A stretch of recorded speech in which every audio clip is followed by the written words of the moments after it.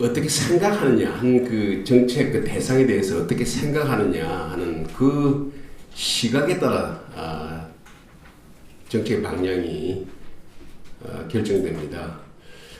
이번 정부의 뭐 장점 혹은 단점으로 볼 수 있는 게 사고를 굉장히 심플하게 봐요. 단순 명료하게. 그리고 굉장히 감성적으로 접근을 해요. 그래서 오늘 여기 이제 전문가들이 나오셔서 말씀 나누는 그 방향을 보면은 다 문제가 심각하죠. 하고 가장 큰 건 대한민국의 그 장래에 도움되지 않는 그런 정책인데 아마 이 문제에 대해서 일반 국민들의 감성을 우리가 한번 조사해 보면은 아마 찬성이들 많을 거예요. 아마 대체로 이 정책을 이끌어 나가는 이 정부의 생각을 제가 요약을 해드리면은 아마 이런 생각 때문에 이런 정책을 하지 않았겠냐 하는 생각을 해봅니다. 첫 번째가 대기업 총수는 나쁜 사람입니다. 지금 이미 이제 그렇게 많이 국민의 정서가 많이 깔려 있죠. 중소기업은 불쌍하고 대기업은 나쁘고 그리고 대기업 총수는 또 가장 부자이기 때문에 굉장히 나쁜 사람으로 이렇게 지금 인지되고 있어요. 그러니까 다시 말해서 탐욕적인 사익을 위해서는 자기 성질도 컨트롤도 안 되고 마음대로 컵도 던지고 그 갑질도 쓰지 않는 이런 악인이라는 그런 생각, 그런 정서, 그걸 이제 바탕으로 하는 것이고요. 또 하나가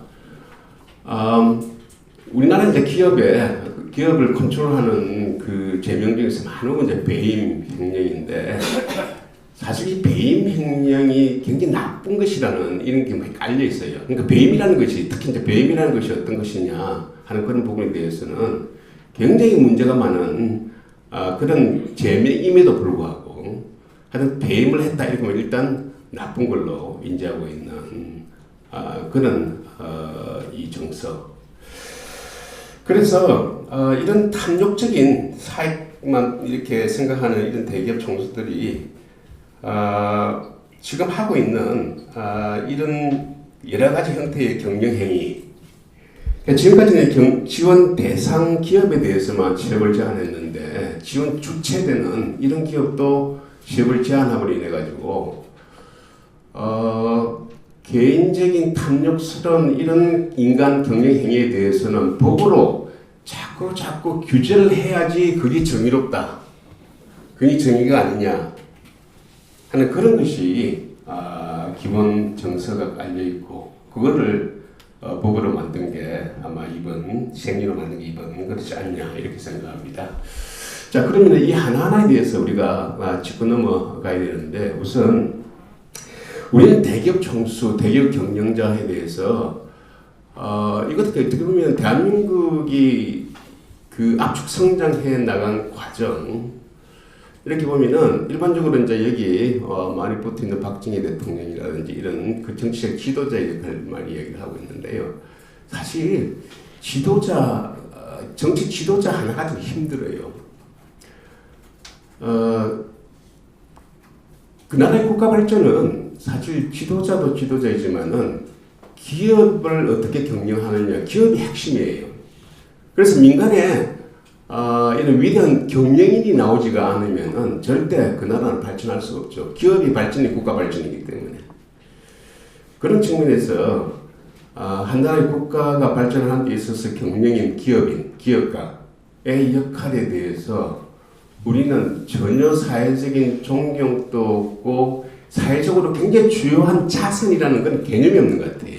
쉽게 가지고 누구나 다 할 수 있고 부모 잘 만나면은 누구나 할 수 있는 그런 걸로 생각하는 그런 정서가 먼저 깔려 있는데 그래서 우리가 이 문제를 먼저 이렇게 해결하려면은 우리 모든 정책이라는 것이 이제 국민들의 정서적인 뒷받침이 돼야 되고 지지가 있어야 되기 때문에 그래서 뭐 단편적으로 어려운 일이겠지만은 기업의 경영, 기업가의 역할 이런 부분에 대해서 아무나 할 수 있는 것이 아니고 기업이 성공했냐 성공하지 않았느냐를 가지고 기업의 어떤 역할 내지 자질을 평가되는 것인데, 지금 한국에서 망한 기업도 많지만 성공한 대기업들이 많이 있지 않습니까? 일단 성공했다는 것은 그분들의 경영에 소위 말해서 그 재주, 실력이 이미 시장에서 그 증명이 됐단 말이거든요.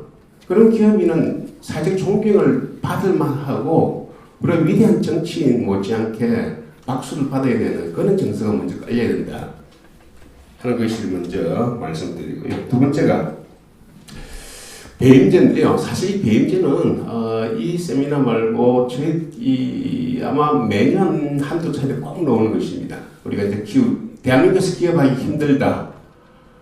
기업인들은 항상 그 교도소의 담장을 걷는다, 이런 표현이 보편화되어 있는데, 사실 기업인이 경영하면서 교도소 담장을 걷는 환경이라는 거, 이거는 말이 안 되죠. 이 배임죄라는 것은 다시 말해서 사전적으로 명확하게 정의할 수 없다는 것입니다. 사후적으로 일어났을 때 이걸 배임으로 보면 배임 되는 것이고, 또 판사를 만나서 배임이 아니면 안 되는 거죠.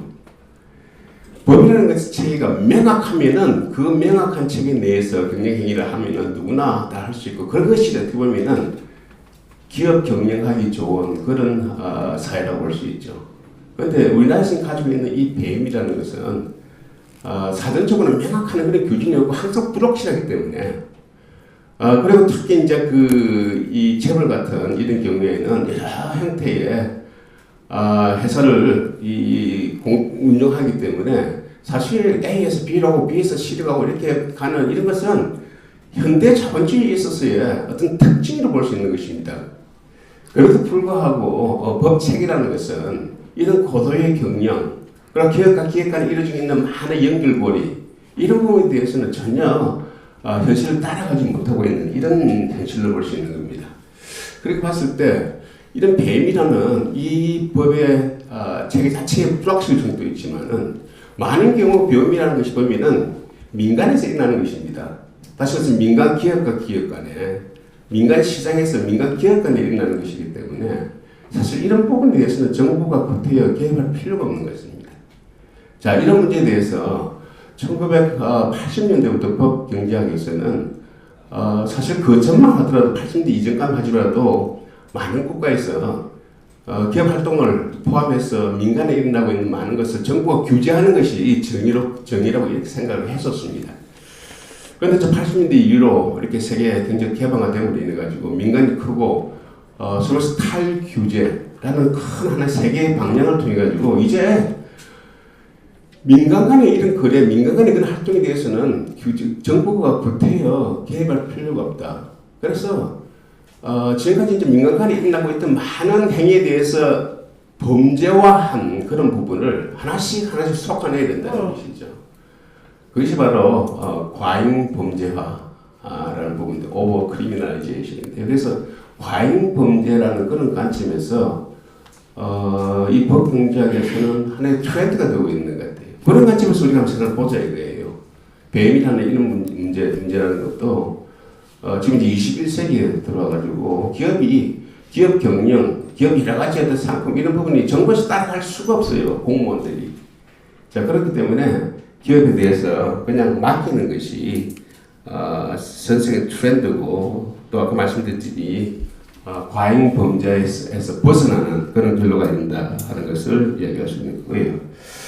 또 마지막으로 이런 지금 이야기하는 지원 대상 기업에까지 취업을 제한하게 된다면은, 일찍 아무리 지분이 많다 하더라도 자기가 자기 경영할 수 없는 것인데, 이거는 결국 자기 재산권을 활용하는 데 제한을 받는 수밖에 없는 것이죠. 다시 말해서 재산권 침해입니다. 자, 그러면은 과연 자기 회사, 자기 경영을 위해서 몸을 바칠 경영인 기업인은 어디 있겠냐는 거죠.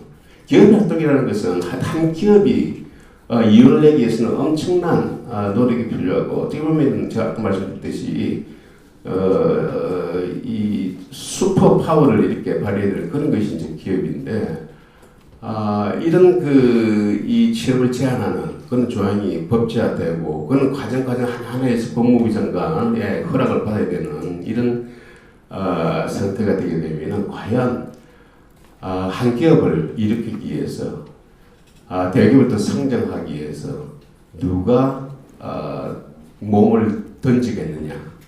그 말은 모든 제도는 그렇습니다. 이 제도 하나하나도 중요한 것이 있지만 그 제도로 인해 가지고 그 사회의 환경이 확 다 바뀌어버리는 것입니다.